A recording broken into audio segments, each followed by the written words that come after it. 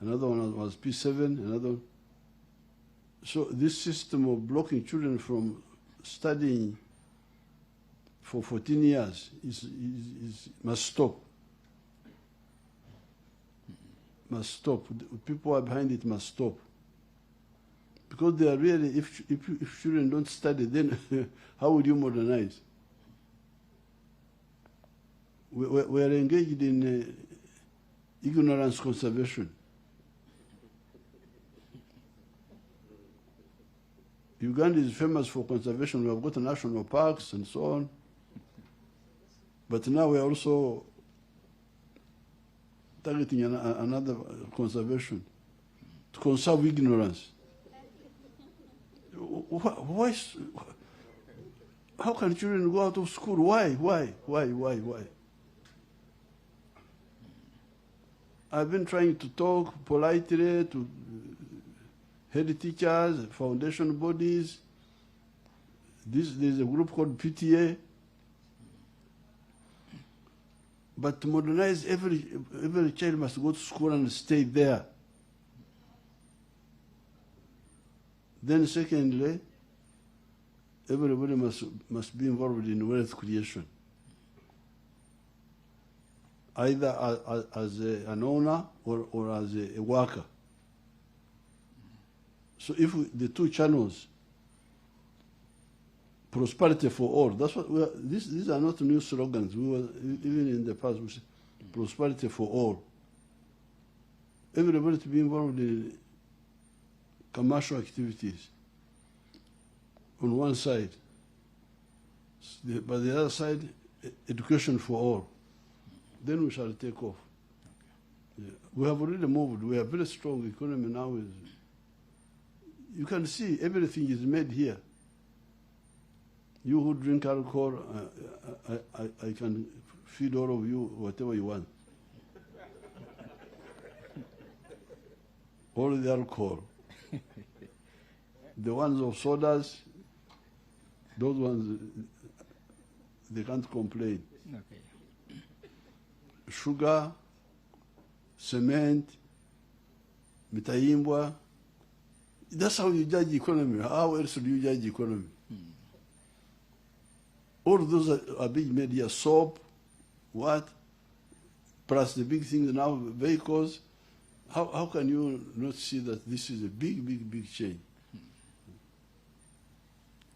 Thank you, Your Excellency. Periodically, you move across the country, West Nile inclusive. And so, as you've been touring West Nile on these campaign rallies, what was the most impressive thing over this year that you see in the lives of the people, but also across the rallies as you address the people? What would you say was the most impressive thing? The people in West Nile, but also in other parts. Yes, sir. They have come to understand the NRM better. Because initially there was a lot of confusion and skepticism. And people were right. Because leaders were either uninformed or dishonest. But I think more uninformed. But when the NRM came talking the way we were talking, the 10 points program, the 4 principles, patriotism, Pan-Africanism, socio-economic transformation, I think people initially didn't believe that what was saying could be done. I think they were thinking that we are also liars like all the others. But now they have seen the peace, they have seen the developments, they have seen the wealth creation, they have seen the schools, the health centers. If you look at a district like Yumbe, when we gave them a district, there were 100,000 people. 100,000. Now there are 1 million. So how has the population increased? Because of health, because of immunization. Obongi, there used to be about 20,000. Now in the other census, there were 142,000. Why has the population gone up? The same with Karamoja. When I went to campaign for UPM in Karamoja,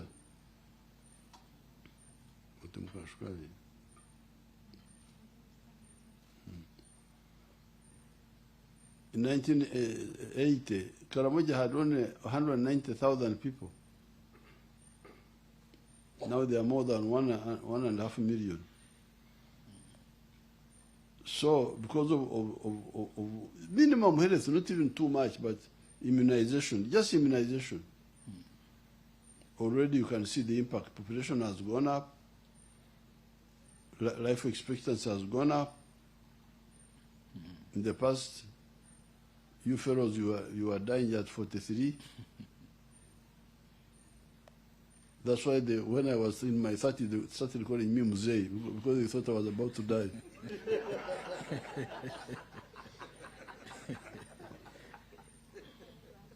Because people were dying early. Because when I was training my soldiers in Mozambique, the people I was training were like 16, 18, and that time I was like 30, 32. So they would see me as a big old man, and know that I was about to go to heaven. But now life expectancy has now gone to 68 years. So big changes are already happening, but we are going to change society completely with where we are when we talk of the taking qualitative leap, but especially through education for all and prosperity for all. These two channels, you will have a new society. Yes, Your Excellency, I am speaking to you. I'm a product of the UPE. And I fondly remember... Because you can imagine, take a man like Amos Kaguta. Amos Kaguta was a traditional man,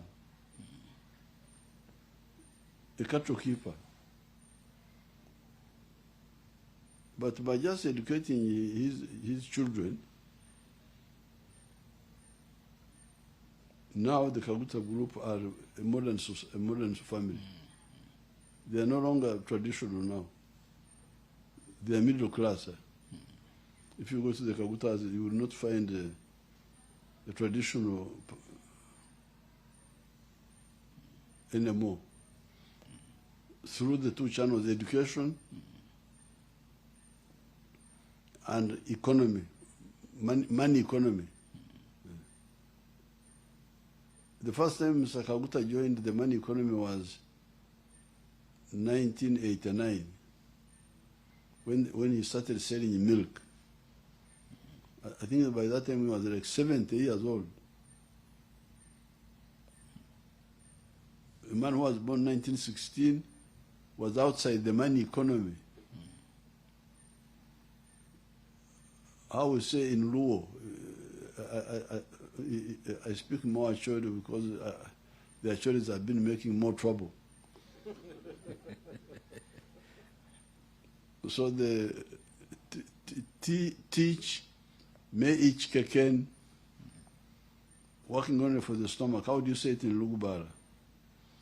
Working only for the stomach.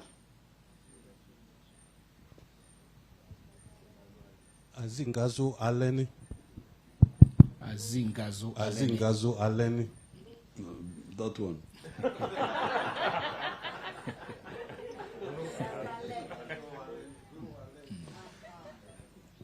So Mr. Kaguta was only working for the stomach until 1989, when we brought milk coolers, and they started selling milk as a business. But he had already moved on with the education of the children. So with the 2 channels, even by the time he died, although he was already a middle-class man, traveling in cars, using electricity in his house, using water, piped water.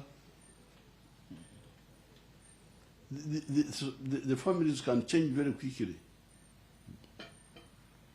become modern. Okay?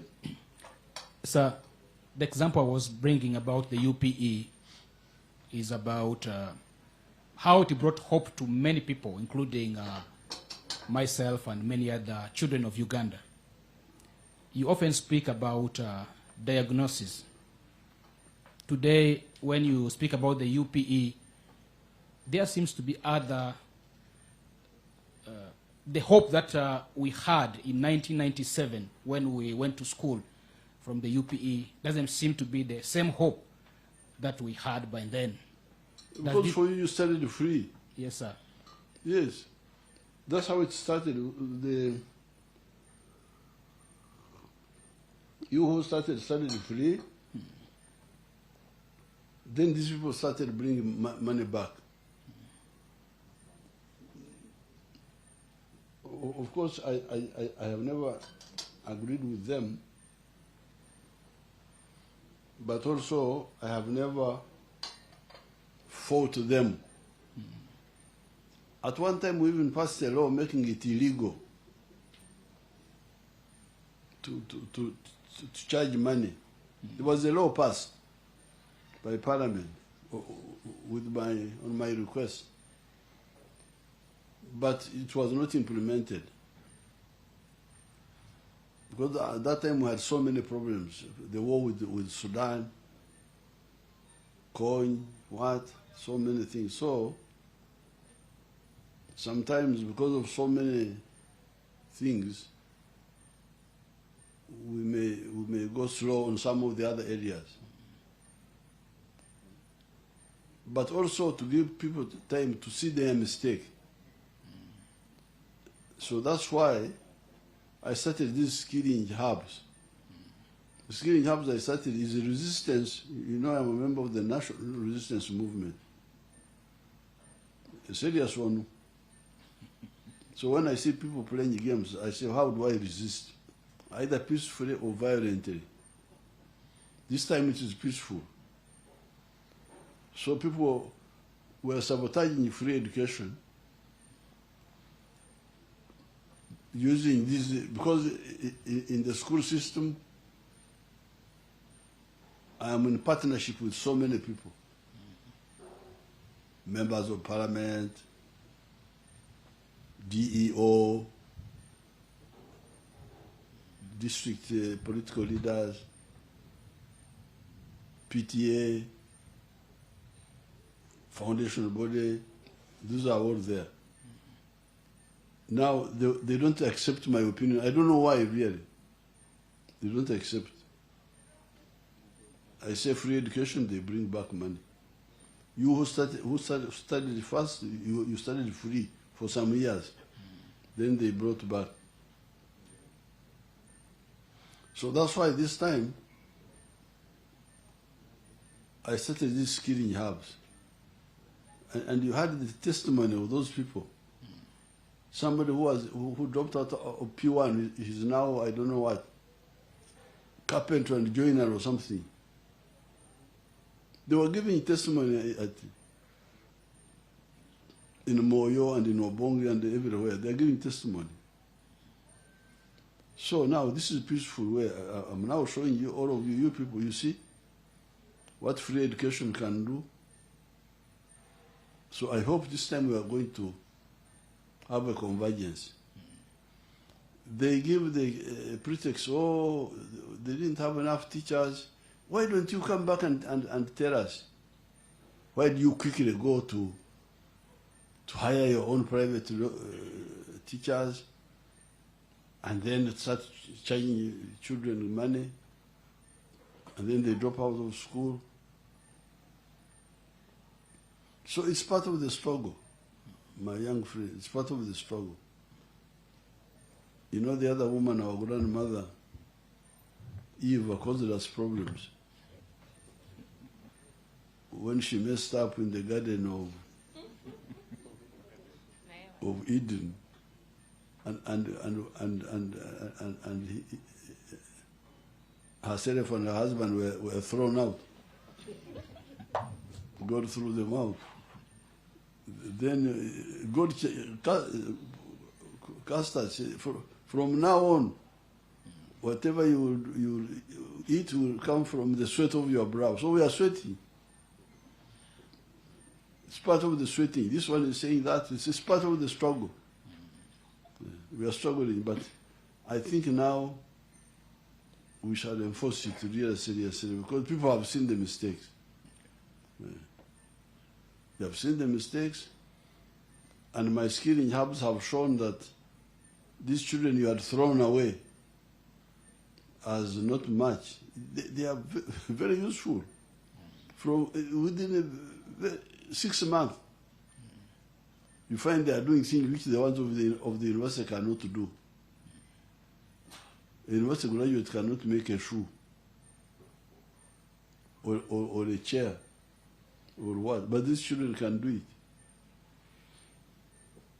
after 6 months. So I think now people will have less arguments about that issue. Yes, thank you, Your Excellency. And when you were in Maracha, you witnessed for yourself when you spoke about first of all, the skilling hub, and later on you spoke about the PDM, and giving a warning that people who steal should better run to Congo or other places even before it's late for them. And the reaction of the crowd particularly, there seems to be some perceived or a gap in communication to the final person, to the Wananchi, as expressed by the people, the reaction when you mentioned those two issues. What needs to be done to fix this gap? It is just learning. You see, the people who come into leadership, they are coming from, many of them are coming from the school system, and the school system is still colonial, so they don't normally know how to relate with the Wananchi. So when they go to a rally, they talk, but they don't know how to communicate with the Wananchi. Now we take them to Chankwanzi and so on, but I don't know why they don't pick the issues of the masses. So that's how you see the disconnection. But as time goes on, they will learn. Because, for instance, the use of money, to give money to the public instead of showing them how to make their own money.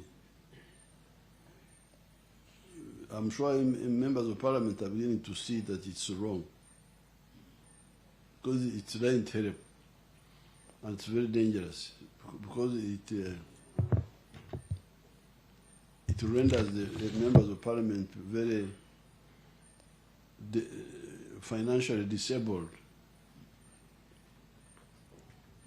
So with time, they will understand how to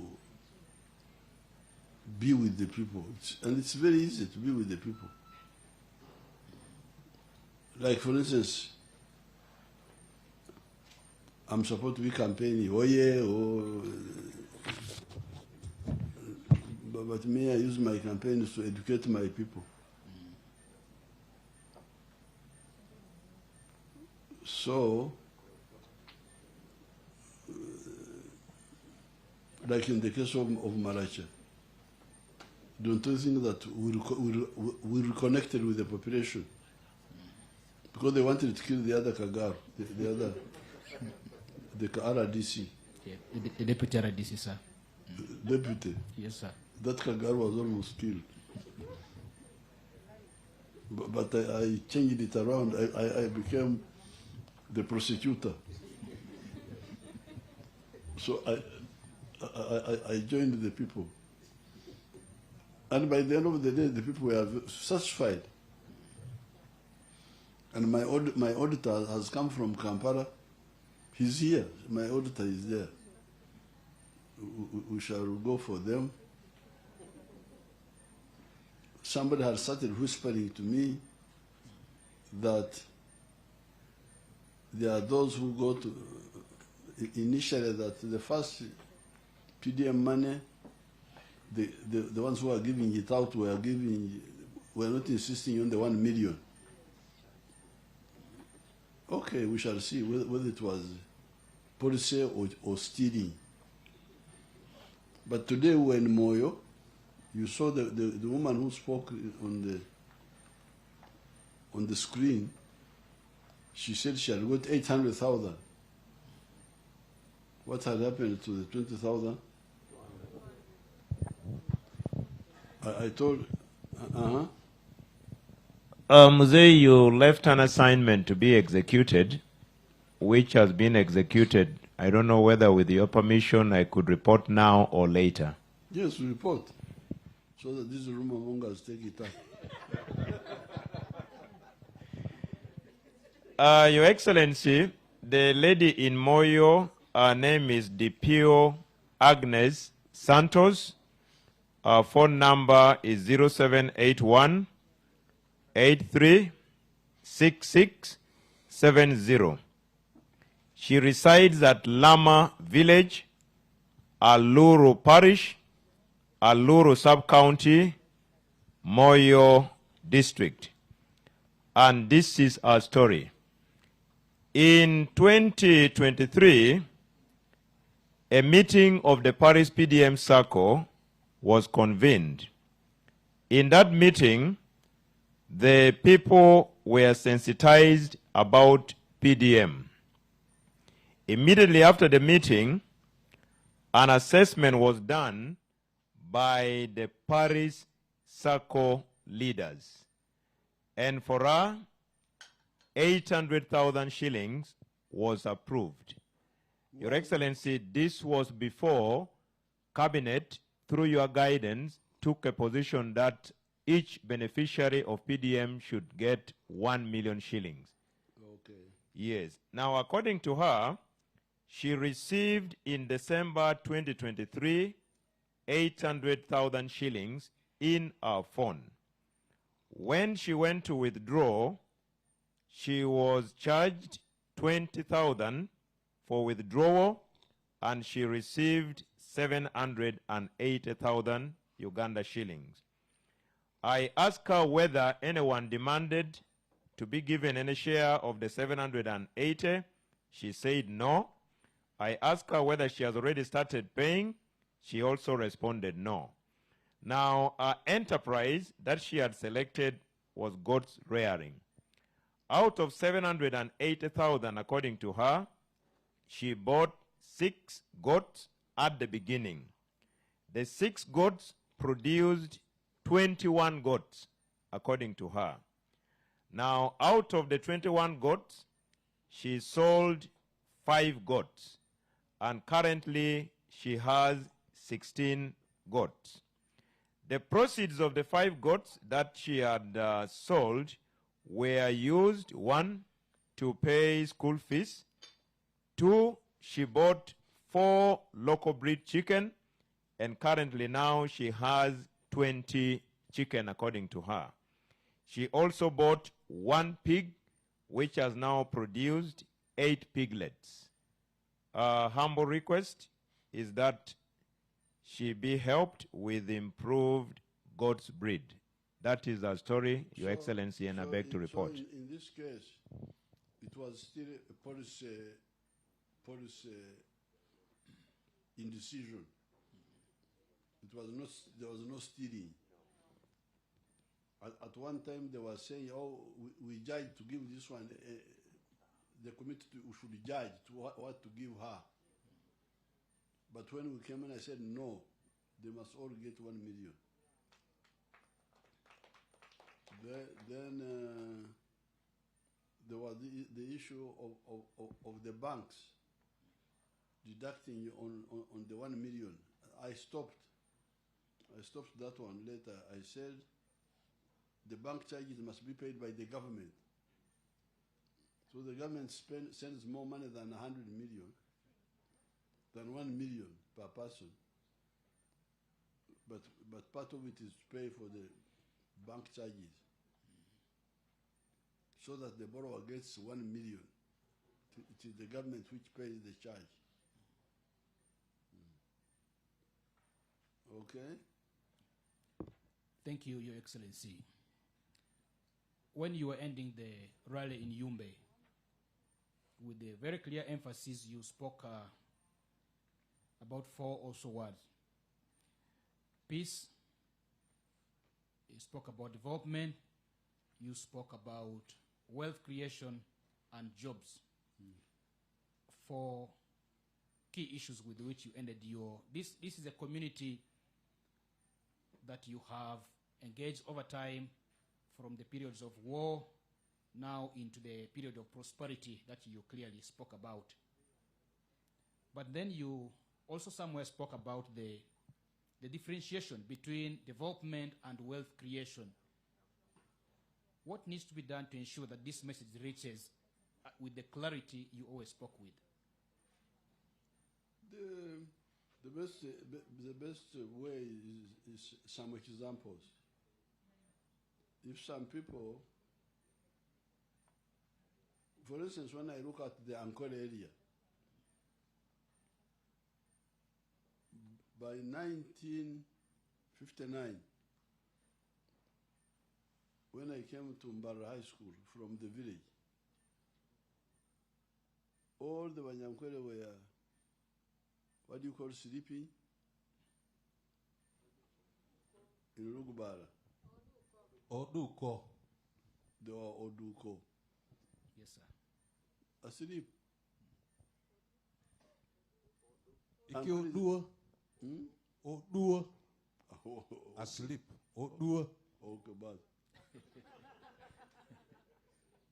now, Ankole area is very rich, with a lot of water, a lot of agricultural land, swamps, what? But people were just there, only working for the stomach. No money. There were a few families in what is now Bushenyi who were growing some coffee, and a few had started growing tea. Also in Bushenyi, but not in Ntungamo, for instance. And there was one Mukochi man who had Frisian cows. He's the one who supplied milk to Mbara High School and to Ntare. And then there was a government stock farm, they were calling it, like a model farm of the government. It's still there. That's all. But this is what we used to educate our people. In 1966, when I was moving around, I would always say, you people, haven't you seen they were calling the government farm, they were calling it white man's farm. Farm Yomjungu. Haven't you seen the white man's farm? How it is organized and so on. So examples will change these people. They will learn. And I can see there are a number of examples already. Like DPO, the one who interacted with Obua. You can see how they quickly, a goat, one goat, now 20 goats. Then pig, many pigs. Then chicken. People will wake up. Examples will influence them. The cattle corridor have already changed totally. Although they still have some gaps, but they have really moved. Okay. Thank you, Your Excellency. Areas like Karanga have moved because of palm oil. You go to individual cocoa, coffee, Mukono area, some cocoa. So there are patches of Masaka coffee, a lot of coffee. My area, Exozi, coffee, different enterprises. So people, this Noya in Acholi, it has got a lot of modern farmers there. There are very many, from the air I could see. Thank you, Your Excellency. You continuously educate about Pan-Africanism, a very key principle of the NRM. And West Nile is, the location is next to the Congo, but also South Sudan, with the hosting of the refugees as well. And so there is a lot of interaction. The young people who may not have had as much life experiences may probably not understand why this aspect of Pan-Africanism is very key. For someone who has missed your messages, what is the key essence of the Pan-Africanism principle? Pan-Africanism is cleverness.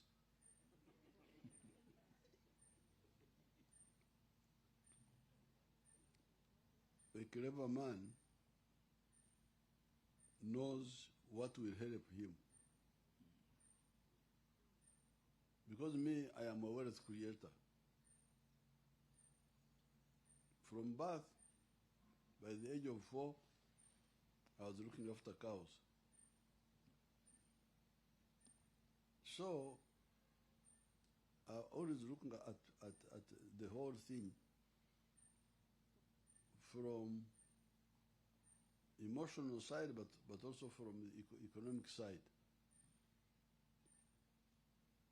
I want people who can buy my milk, buy my beef, buy my bananas, so that I become prosperous. Now, the Banyankole don't buy my milk because they have their own milk. They don't buy my beef. They don't buy my bananas. So when you come to me and say, we as Banyankole, who as Banyankole, who as Banyankole, I tell you straight away, Satan, go away. Because you are diverting me. The people who buy my beef, who buy my milk, who buy my bananas, are people of Kampala. Mainly non-Banyankole. So that's why NLM said, you people love Uganda because you need it for your own good. But if you examine carefully, even the internal market is not enough. So we need the regional market.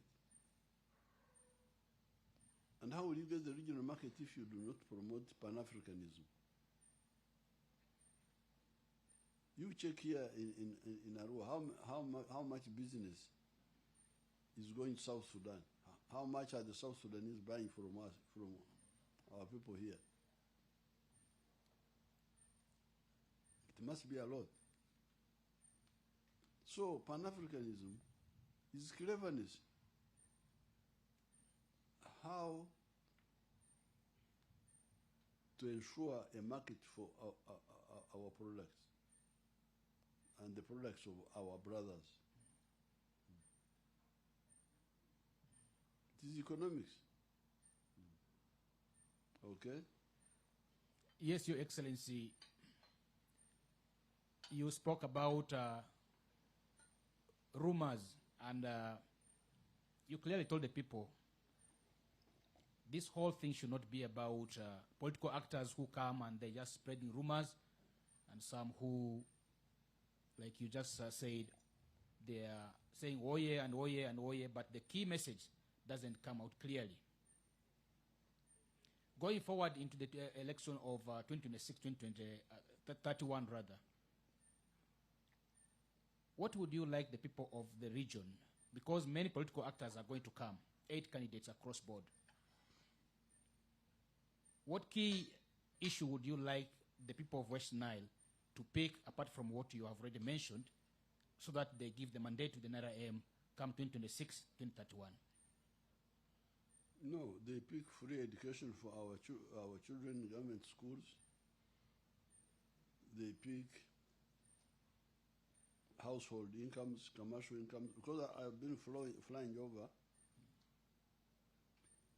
I see these Western Nile people grow a lot of cassava, which is good.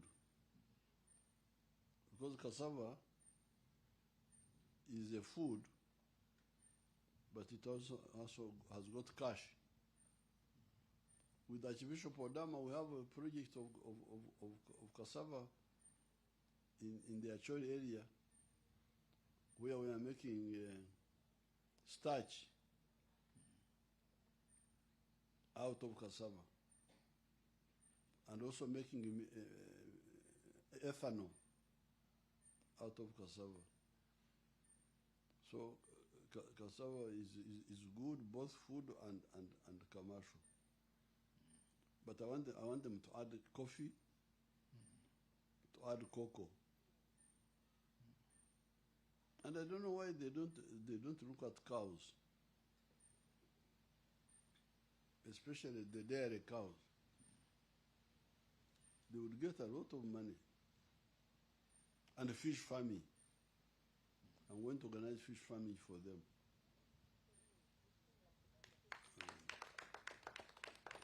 And then, that's for agriculture. Now, people in Moyo were demanding from Anite,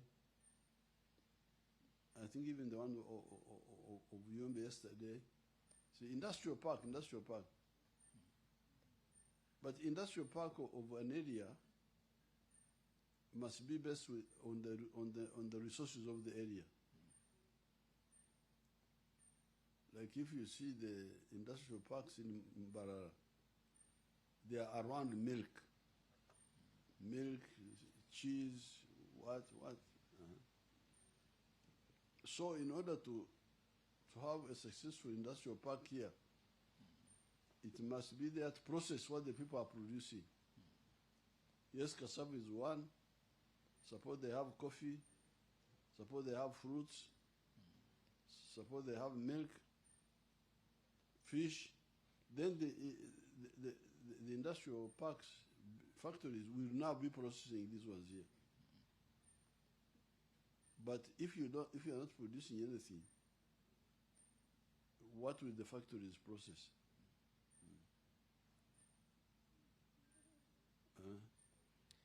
Thank you, Your Excellency. Now, every time you go to a rally, the people give you requests. They request for infrastructure, they request for so many things. If it were the other way around, to say, you, Your Excellency, would say, next time I come to West Nile, I would like to see A, B, C, D, that you people, just as you ask me, I'm also asking that you do A, B, C, D when you come back to West Nile, probably after the 2026 elections. Well, but that's what I tell them.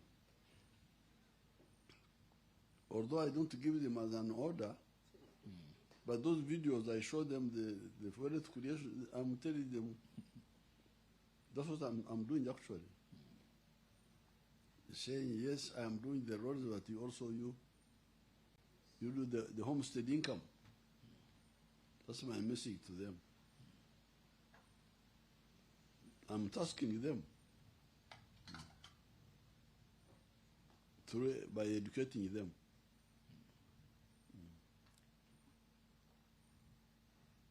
One key issue which was raised in the NRI manifesto of 2021 was about the political federation. We have seen the East African community expand to include other countries, DR Congo, Somalia, South Sudan coming in.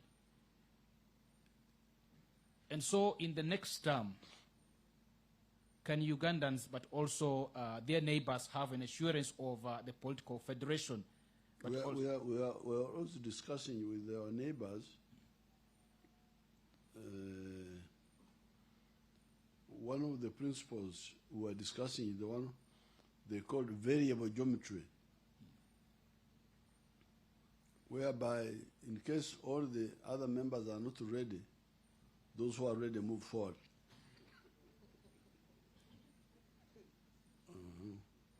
So this is what we are going to discuss in the new, there is election in Tanzania, Samia, there is elections here. After that, we shall have to meet. We have already been meeting, but we shall meet again. And the issue of federation is for the future of you people. Thank you, sir. Me, I will be in heaven by that time. But you people, we're praying for your health, sir. To deal with the economy, business. Because if people don't have a market, how will they produce? If you look at Latin America has got a lot of natural resources, even more than the USA. But USA is very prosperous because they have got a huge market. If I have got a business in New York, I produce a product, they sell it all the way up to California. How will I fail? If I was in America, I would be a billionaire by now. But here, sometimes my milk can't go to Rwanda or Tanzania or Kenya. Yes, sometimes it goes, sometimes it doesn't. So we need to make it easy for our wealth creators to create more wealth, more wealth, more wealth. And federation is the answer. Because federation, that means you become one unit. Like Western Nile now is part of Uganda.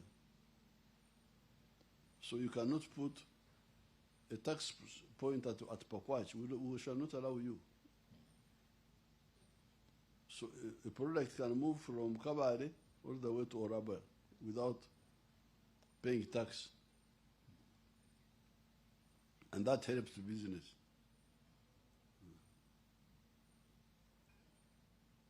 Okay. Yes. Thank you, Excellency. Perhaps lastly, from this point, ICT forms a very key backbone for the young people, for today, but also for tomorrow. A lot of innovators, you have spoken about this quite extensively, how this is going to create jobs. And so, what is the bigger picture of the national resistance movement when it comes to the issue of ICT, innovators, and science in general, let's say from 2026 to 31 in these next 5 years? No, we are training our young people in electronics. I've sent some to some countries, they have come back. Of course, nobody has eaten computers. People are still eating food, cassava, muhogo, bananas. Even the ones in Europe, they eat bread. So the computers are important, but they are an efficient means to quickly get you a solution. When I use a calculator, I quickly get the figure. But if I was to add the other long hand, is it a long what? The way that we used to add, arrange like this, and then you, very cumbersome. So electronics make things efficient. Like we in the army, we used to have what we call distance estimation. If I'm going to shoot you, I need to estimate your distance and adjust the gun sight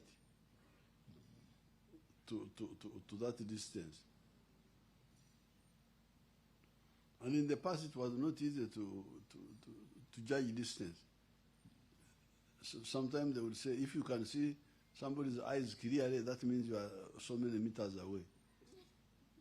If you can't see the eyes, that means you are this. So it was vague. But these days, you have got a laser beam, goes out, hits the target you are talking about, and comes back and tells you the distance, automatically like that. So this computerization has made work efficient. Yes, we still have material science. You need cement to build a house. You're not going to use computers to build a house. You need cement. You need mtayimbwa. You need food. But computer helps you to do things quickly. It is a capacitator.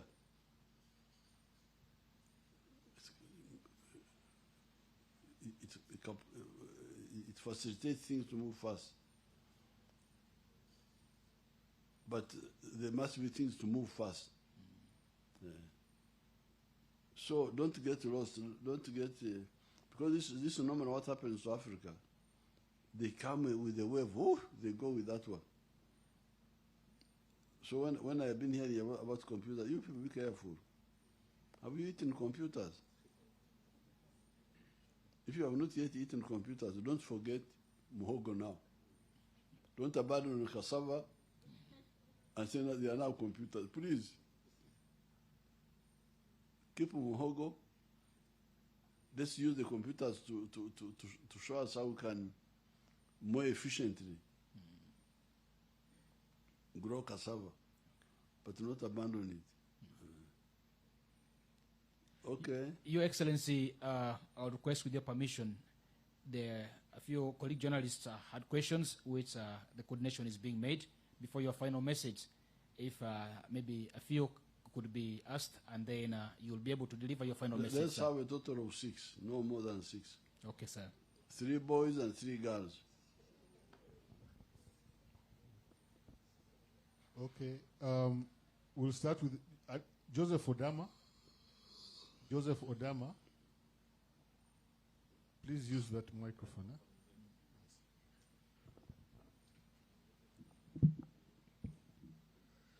Your Excellency, thank you for having us here. My name is Odama Joseph. I work with UBC Television based in West Nile. One of your main points in your campaign is wealth creation. And wealth creation based on the PDM program that you have initiated in the few years ago. But it has been faced with challenges.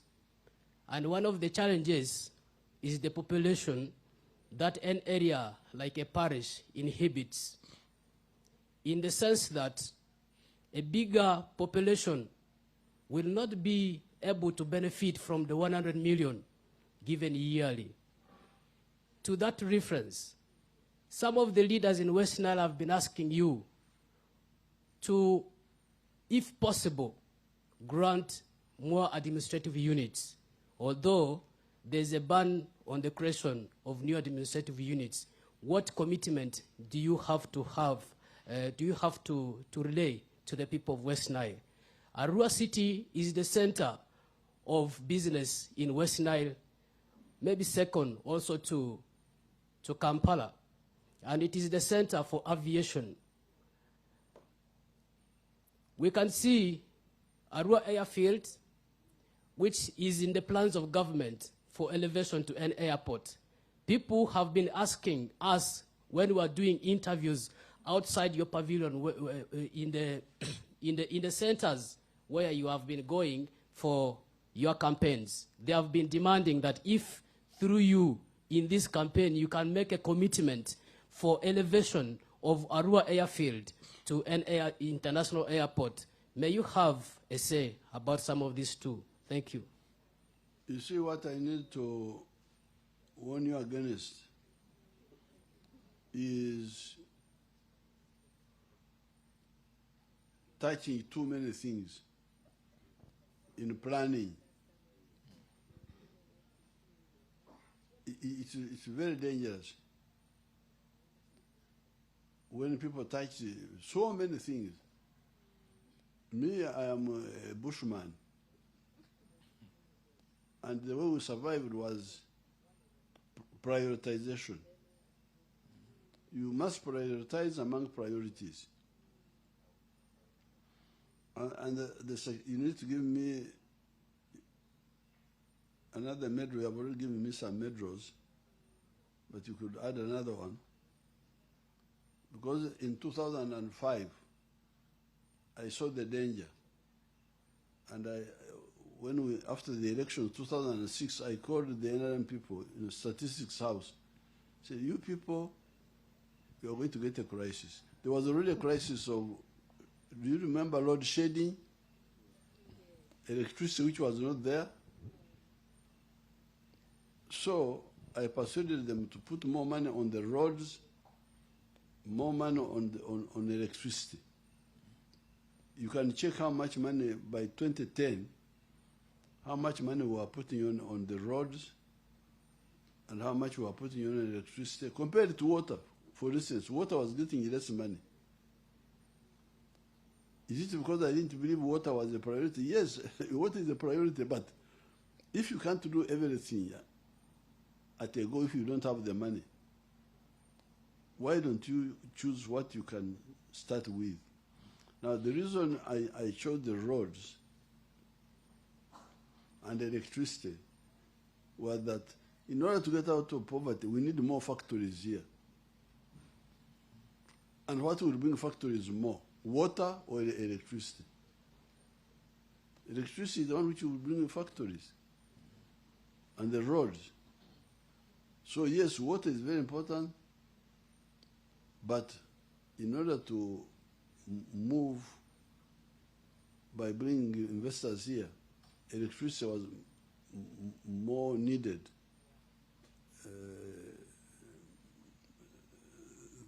And the roads more needed. So, when we are talking, like for instance, talking about the airfield, yes, we shall do the airfield.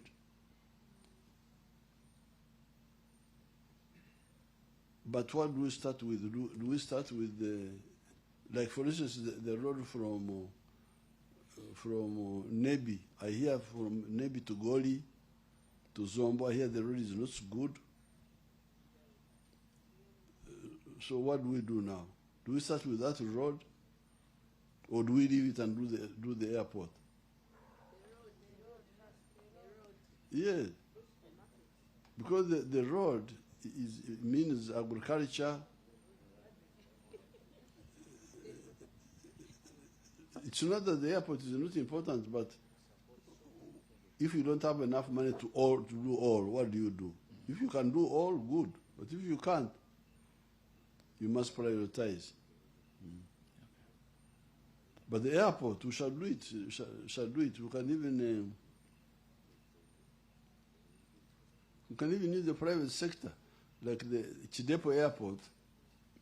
We are using private sector to build it. Chidepo Airport, big airport.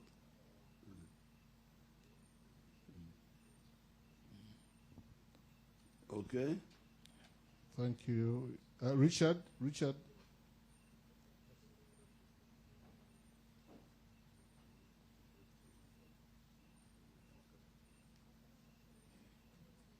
Please try to stick to your question as much as possible. And remember, be brief, and it's one question per person. Thank you. Yes, my name is Richard Drasmaku. I work for West Nile News. It is a website. Your Excellency, one of the issues that has been unsettling the people, especially the farming community in Yumbe and Moyo, around the border with South Sudan, has been insecurity caused by armed people crossing and disputing the border. And in your messages to the people in 2016, during the campaigns, you promised that this issue will be resolved with the counterparts from across. So the people are wondering up to this time when this issue will be permanently resolved so that they can do production peacefully along the border. Thank you.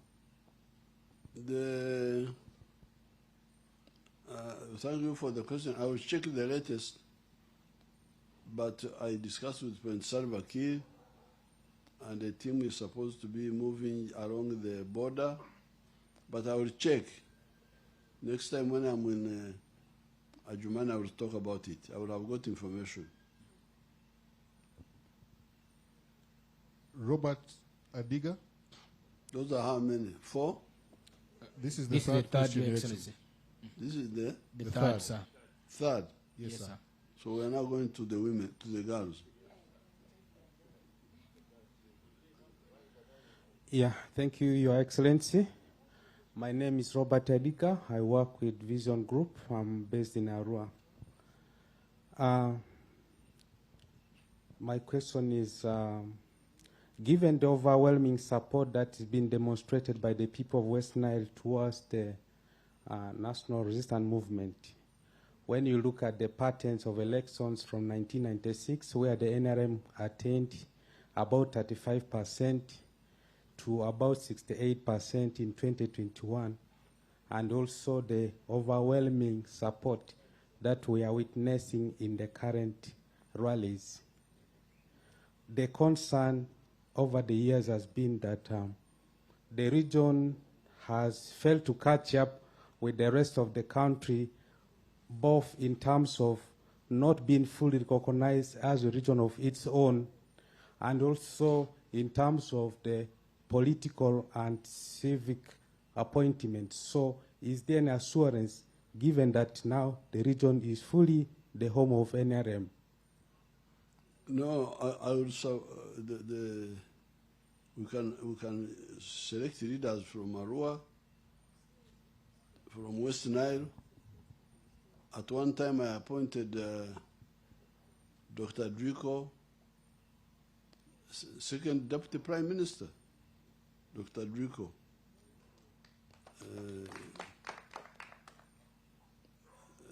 So appointments, I don't think appointments or administration is the issue.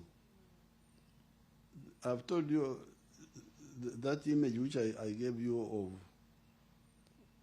the Mnyankore man who was showing the cows and so on. It's very far from the roads. Many of those people don't even know where the district is. They are not bothered.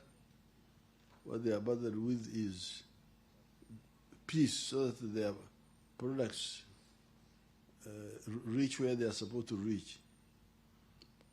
So, what is crucial for West Nile is awakening by the population to know where wealth comes from. And this is the message of the NRM of wealth creation. Once they pick that, whether West Nile is a region or not a region, the homes will be moving.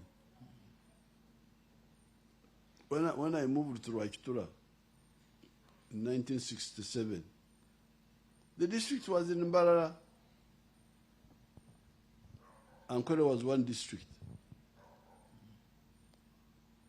So when I hear, oh, there's a new district called Chiruhura, very good. But my cows are not affected. I'm not bothered with those, whether the district is at Mbarara or at Chiruhura or where. My cows go in the morning, come back in the evening. None of those has changed anything. So really, you spend time so much on the administration, the what, but I would want you to focus on the economy, on the wealth creation of your homes, of your families. Peace. At one time, those people in my area there were fighting over a bishop. Oh, they should have more bishops, what. Me, I told them that I'm not bothered whether there's a bishop nearby or far away. As long as he can come and confirm my grandchildren once in a while. I don't mind whether he's here or in Mbarara. But people spend a lot of time on those. Yet what's really crucial for the family is really wealth for the family. Okay, those were the boys. Do you have 3 girls? I so far have 2. Peace Victoria. That's enough. Okay.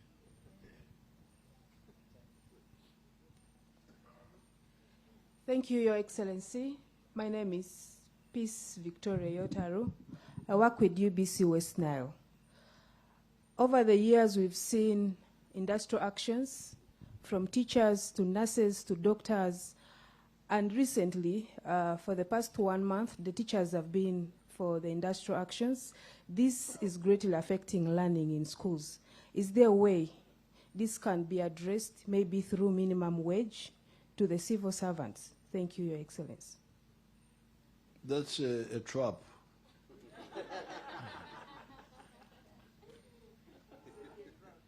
You see the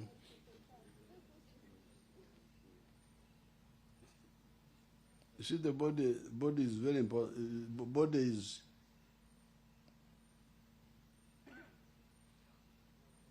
is a complete unit.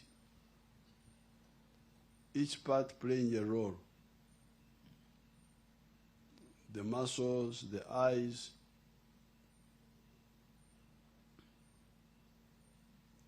all of them important. The legs, the chest. But you must decide what kills a person. And we in karate, because I in my long journey of doing things, I had to train in karate also. When you are protecting the body, you protect certain parts.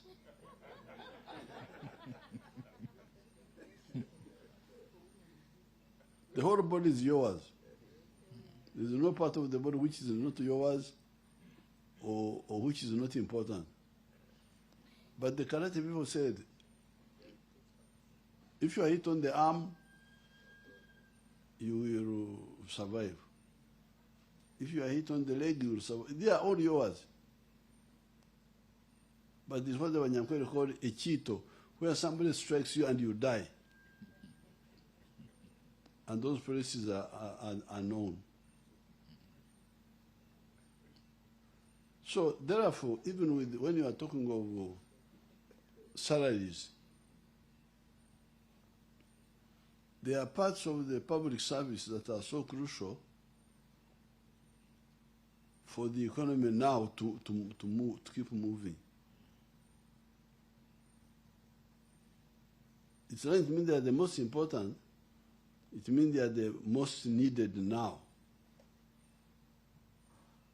Now, I like to give the example of the Salute Flying School. That school was about to close because of this blindness, of not knowing what is needed now and what can be handled later. So let's find school, the most important people there are the pilots, the instructors. The aircrafts are there, but they need instructors. But those people there in Salute Flying School, they were insisting on the administrators, the clerks, the secretaries, the sweepers, that when you are sweeping near a professor, you are like a professor.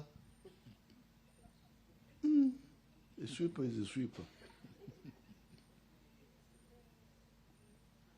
So they would want to make salary scales to cater for all those. And they didn't have enough money. So the school was about to close because they were paying pilots 1 million what? A pilot in the airline is earning 25 million. And you are paying him 1 million here because you want to equate him with the sweeper, with the secretary, with the human resource. There's somebody called human resource. Have you heard of that one? That he's human resource. Yes, those people are there, but what we need in Salute Flying is a pilot, an engineer of the aircraft. Let's start with those. Because for them, if you don't treat them well, they will go and get other jobs. And the jobs are there waiting for them in other countries.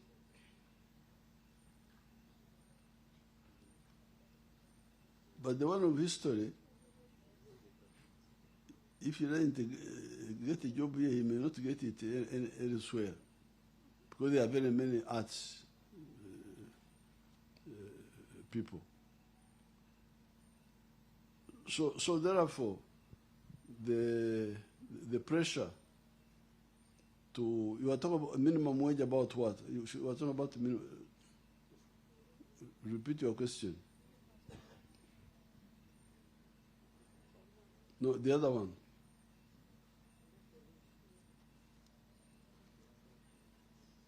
Your Excellency, I was talking about minimum wage for the civil servants. Yes. Because now what we do, we need, where do you come from? From Arua. Arua where? Aivu. If you are lucky, everything is here now. Is there somebody from Madi Okoro? Or from Zombo? Where are you from?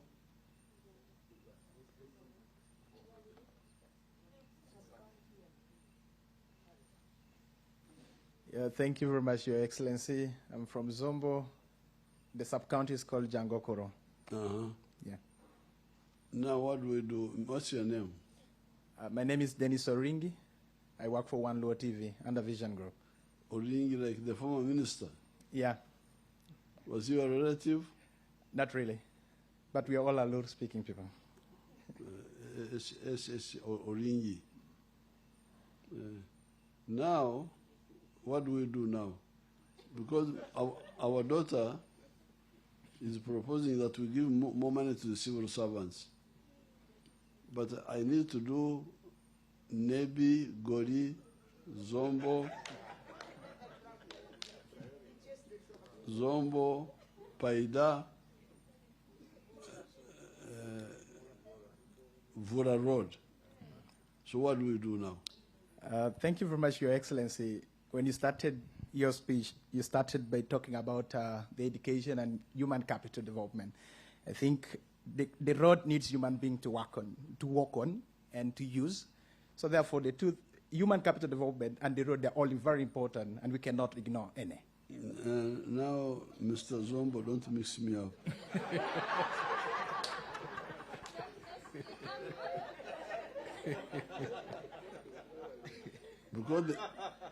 Because the human capital you are talking about, like me, who studied literature, I'm a literature man. I can quote for you Shakespeare. What Shakespeare said, where he said it. Now, but we need a road engineer to deal with Mr. Zombo's road. So the human capital we need is exactly when I increased the salaries of the scientists, I was dealing with the human capital that is needed at that time. But what some people are saying that pay well everybody. But we don't have the money to do that. To pay well everybody. So what do we do? Yeah, thank you very much, Your Excellency. The engineer has gone to the same school that the art students are also studying in. And the engineer was not only taught the engineering work, but was also taught how to handle the people that he's going to work with. That does not even require maybe science alone. It also requires somebody who did arts. Because you cannot work alone as an engineer. You need the person who is going to cook for you and also other people that they are supposed to help you see that that work is properly executed. Yes. Therefore, I think road and human capital development, they are very important. If we can't pay all of them well, what do we do? What we can do is we dwell on the human capital development first. It is human capital, but which human capital? Which human capital? Because, yes, it's human capital, but which one now? If we have the money to pay all of them well, but what if we don't have? What do we do? If we don't have the money, what we can do is we need to work on the road that leads these people to the schools that we have. You need to work? We need to work on the road that takes these learners to the school so that they become engineers in future. And to the market where they're going to get money to pay school fees and they become scientists. So we start with the engineer of the roads. The road and then the engineer after. But the road needs engineers. We start with the available one. The available engineers that are already there. Absolutely. So the man, Zombo has agreed with me. Oh, yeah. Thank you very much, Your Excellency. Okay, the other girl, 2 girls now. We only have one. This is the last question, Your Excellency, from Edna.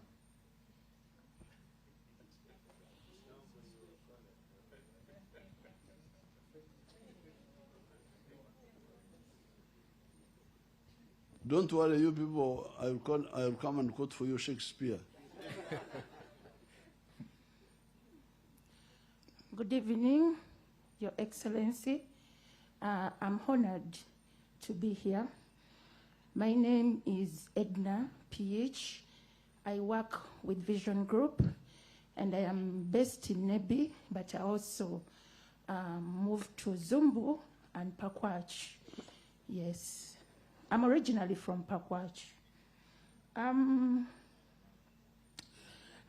This question is about the fishing community, Your Excellency.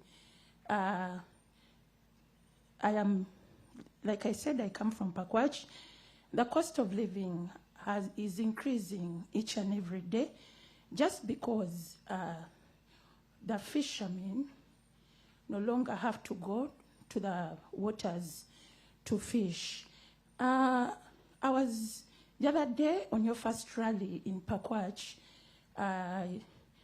They sought a meeting with you. That was the cultural institution leaders, and then you also suggested that the religious leaders meet you. I met them.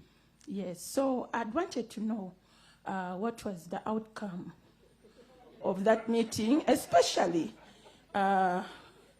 This attracts the suffering of the people. I move in that community. I do know what they go through most of their time. Then secondly, I know I may not have a chance to speak to you again. We came here as West Nile journalists, and so we are seeking to be given an opportunity, probably, to say a vote of thanks.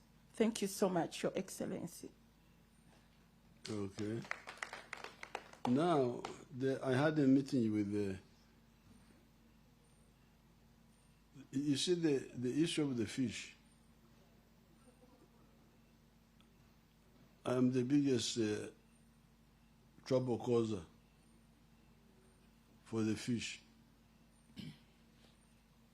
Because when we came into government, 1986, there was not a single factory in Uganda processing fish. But the problem you have with me is that I've been around for a long time.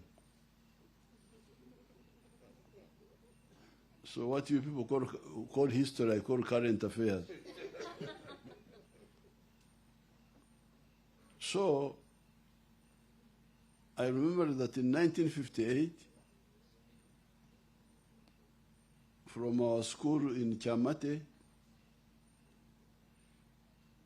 NSC, you know what NSC means? NSC, Chamate Native Anglican Church.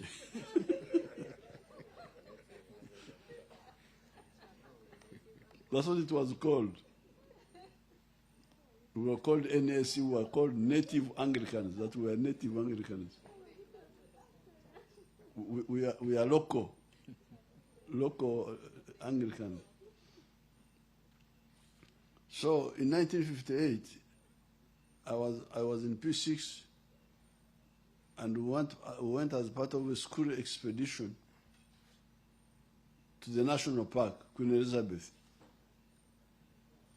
And from there, we visited a fish processing facility on Lake George, known as Tafmark.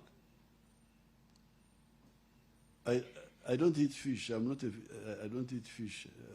That was my first time to see fish nearby.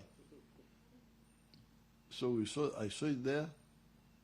They were cutting fish and packing it and taking it. By the time we came into government, all that Tafmark had collapsed long ago. So there was not a single fish processing plant in Uganda. So when I came into the government, an Italian minister came to see me in Entebbe, just for a few days. And he said, "You, Mr. President, Italy has got money which was supposed to be given to Uganda, but because of the chaos, we didn't give it to anybody. I still have it. I still have the money. What do I do with it?" I said, "How much is it, Mr. Minister?" He said, $20 million. I said, "Can you build me a fish factory?" I asked him, without a study, without anything, but I was sure fish was there. So the Italians built Masese fish processing plant in Jinja. Oh, that's when people knew there was money in fish, because of that factory. Then the factories rushed there, 22 of them. Then those people, the people of the girl, what are your people? The other girl who is asking. Waivu. She's Aivu. She comes from Waivu, sir. Huh? Jonam? Or from Pakwach? She's from Pakwach. Yes, the Jonam. So your people, now they all rush there. Now the problem you have is that even in Nambole Stadium, there's a limit how many people can go there. And once that limit is reached, they close the gates, say, please, no more. Otherwise, people will die. But with fishing, there's no limit. Everybody wants to go and fish. And what has happened, they have destroyed the fishing industry. They were about to destroy it. So when I met the traditional leaders here, they agreed with me. They know, for them they know. So what I told them in Jinja and here when I met them was, you people,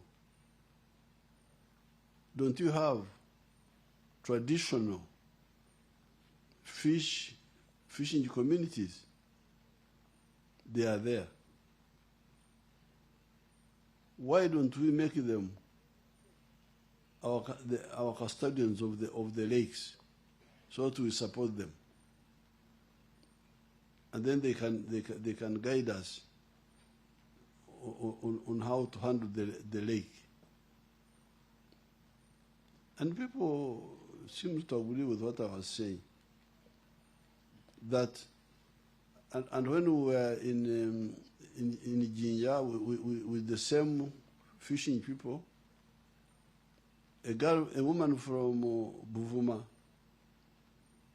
talked in Luganda of omujuzo.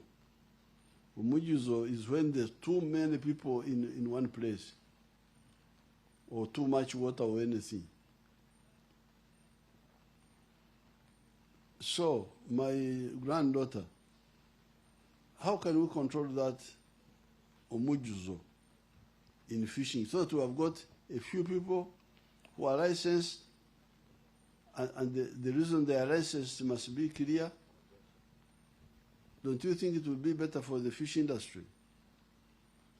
Because if you don't control the numbers, are you not going to destroy it? Thank you so much, Your Excellency. Yes, I do agree with that. We need to ensure that we have the right numbers on the waters. But what's your name? My name is Edna PH. Edna who? PH. PH, sir. PH. P? PH. P. What are the letters? PIYIC. Or PH? Yes. So PH with me, with Museveni, they are together now.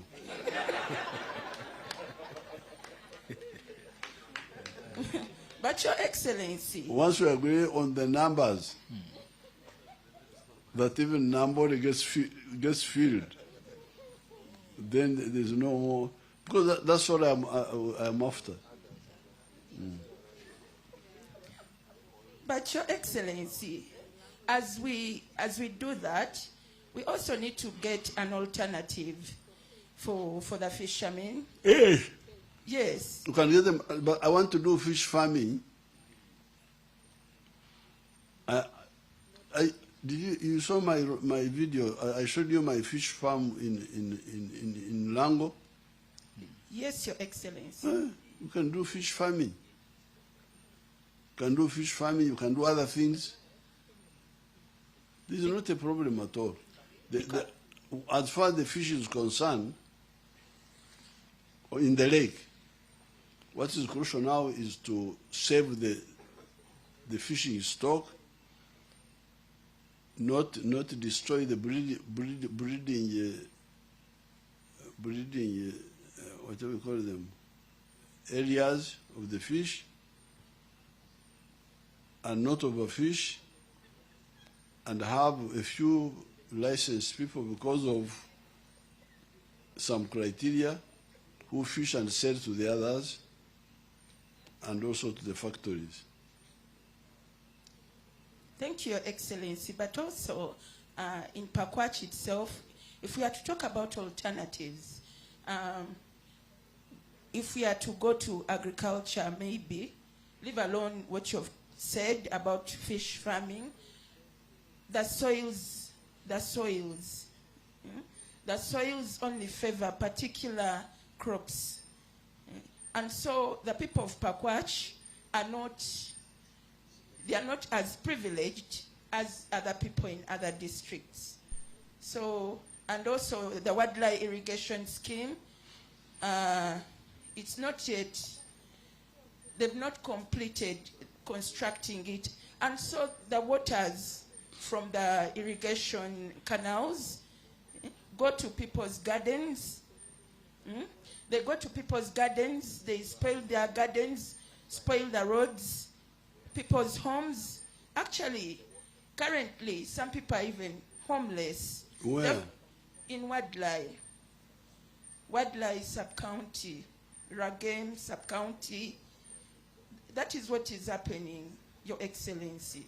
I'd love to send you people, tell the Prime Minister to go there, my staff,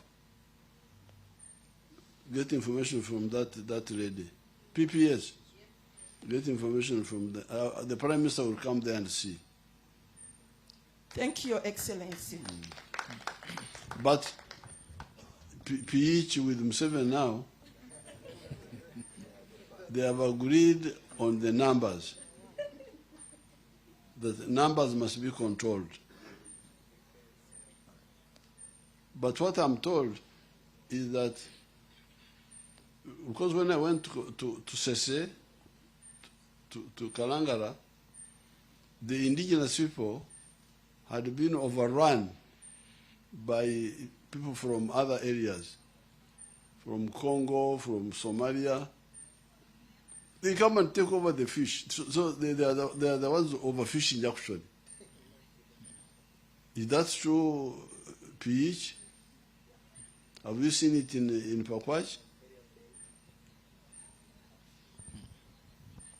Yes, Your Excellency. In the areas of the East Sub-County, that is the sub-county that borders the DR Congo. Yes, that happens. But in the inner Pakwach, that is within Pakwach Town Council, Panyigoro, Pakwach Sub-County, Panyango, I have not seen that happening. But there are some foreigners in some areas. Yes, but only at the border. That is when they are more visible. Probably they're also inside, but they do it in hiding, Your Excellency. Okay, but we have agreed on the most important, the numbers. True, Your Excellency. Once we agree on that, then, because that's what is rational. How many people should be licensed to be here and why? Finish. And the science of protecting the fisheries, the breeding centers, once we agree on that, then we are together. Okay, thank you so much. Thank you, Your Excellency. We're coming to the end of the broadcast, and I will now request if there's any key message which we may not have asked in our questions. As a final message, this is time for the rallies. It's time for to converse for votes. You may deliver that message, and then, of course, we will allow the radios to also translate the messages in the different local languages. No, Welcome, sir. The main message is homestead incomes and education for all. The rest, the government is already doing. The roads, the schools, the government is doing them. But the one which has been lagging behind is the one of homestead incomes. And by the way, if you don't solve homestead incomes, even the roads you are talking about, how will you do them?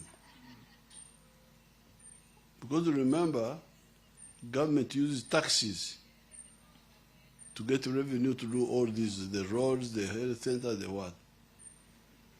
But when people don't have incomes, when people are poor, First of all, they don't buy products from the shop. They don't buy cement.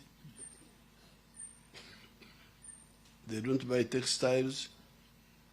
They don't buy sugar. And yet if they are buying, they will find they don't buy soap, they don't buy perfumes for the wives. And when you buy, there's a tax on the items you buy.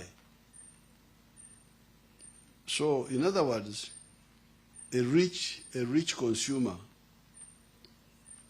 is after contributing to the budget of the roads. Those beer drinkers are the most useful people.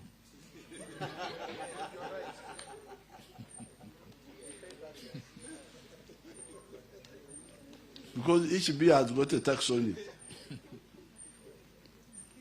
So the more beer they drink, the more revenue we get. But if you have got families which don't have any income, which therefore who don't contribute to the development of the country, to the country, how will you manage? How will you manage?